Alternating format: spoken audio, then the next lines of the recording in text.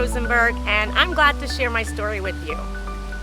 I live in Brooklyn, New York, and I was diagnosed with borderline personality disorder, BPD, over 10 years ago.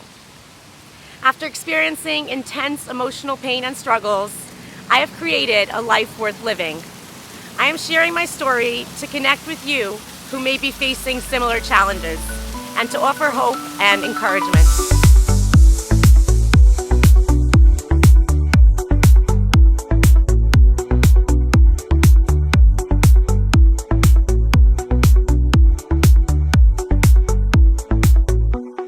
Today, I'm one of the board co-chairs at Emotions Matter, a nonprofit dedicated to supporting, educating, and advocating for people with BPD. For me, it all started 6 years ago at the Walk for BPD, where I found so much hope and warmth in this supportive community. Emotions Matter, one of the only peer-led organizations in the country, plays a crucial role in my recovery, helping me learn to live a meaningful life. I connect with our BPD community, and together we gain strength and inspiration from each other. Emotions Matter demonstrates that recovery is possible.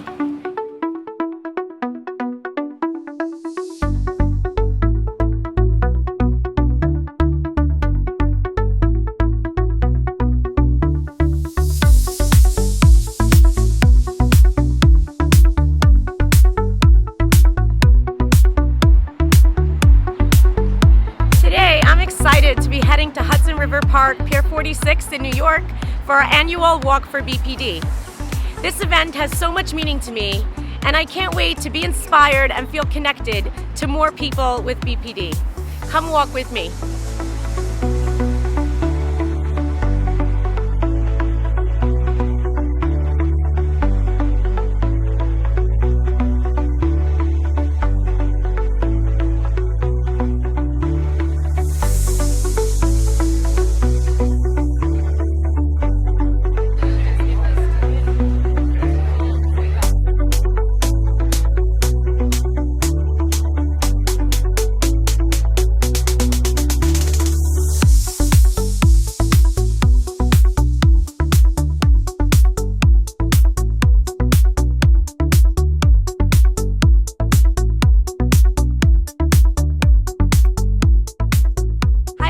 I'm here with Alyssa, one of our amazing participants today.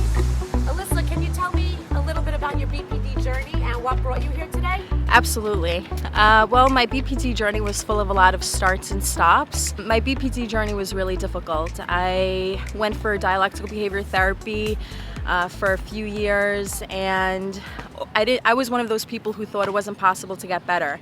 And then I did, and I went into remission. The reason I'm here today is for the community. It's always so beautiful and so special here. Before I entered BPD recovery, I felt like I was living in hell. Every day I woke up and I didn't know what to expect. Some days were great, but other days were horrible, and most of my relationships fell apart. I couldn't hold a job, I couldn't stay in school, and at the worst of it, I didn't even really want to be here. And I'm really lucky that I found dialectical behavior therapy. That really made a huge difference for me.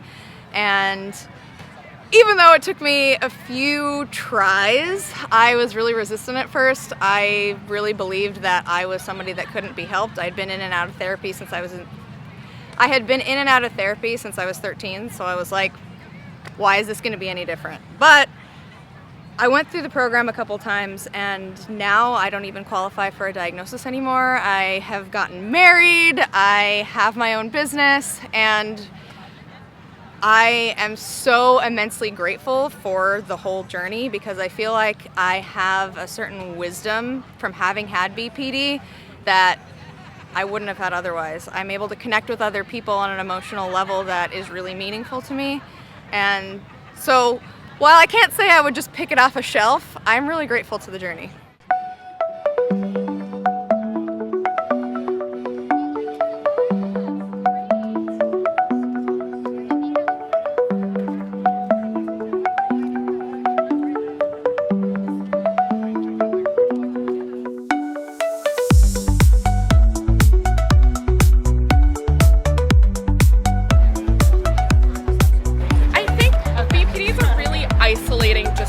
On its face because because it is so interpersonally based.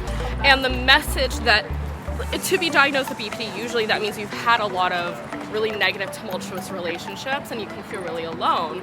And you probably have had the experience of people calling you crazy or dangerous or threatening or a stalker. So to find other people who, one, also share your experience, but two, also know like what it is like to be so sensitive or to be so intense, makes you feel less alone, and it makes you feel less like you are crazy or like you have no one to be around or no one could ever relate to you. Yeah, and I think that another big thing is that we know that in BPD people have a lot of self and identity issues, and social interaction is really, really crucial to forming that sense of self. And so I think that when we find relationships where we feel understood and we feel like we are really being fulfilled and not judged or ashamed, it can help us to learn a lot about ourselves, and you'll see drastic increases in recovery and steps towards remission. I think I knew that something was going on, but I didn't have the diagnosis yet. It felt validating to finally get the diagnosis, which I know is not everyone's experience. For some people, it's really hard. But I was already starting to see things, and my therapist was seeing things, and I was reading about it, and I was kind of coming to the conclusion this is what's going on, and there's other people that experience this, and there's things I can do to work on this and fix this, and have life be more manageable and calmer. So yeah. Before I knew I had BPD, I did not realize there was anything wrong with me because I was, I don't like the words, but you could use the term high functioning. So I was very good at masking. That's how I like to put it now. So I was one way when I was out in the world, but at home I was a total mess. So I dealt with a lot of extreme emotional ups and downs. I thought about suicide every day. I thought that was normal. I thought that when you were faced with something hard, you just thought, well, I could just kill myself. I did not realize until after being diagnosed that that was actually not the way people thought. Being diagnosed with BPD doesn't mean that it's going to define you forever. That when you're first diagnosed, a lot of times that kind of becomes your personality, I have this thing. But as you work through recovery, it'll be a part of you instead of being the whole you. So that's what I'd like to share.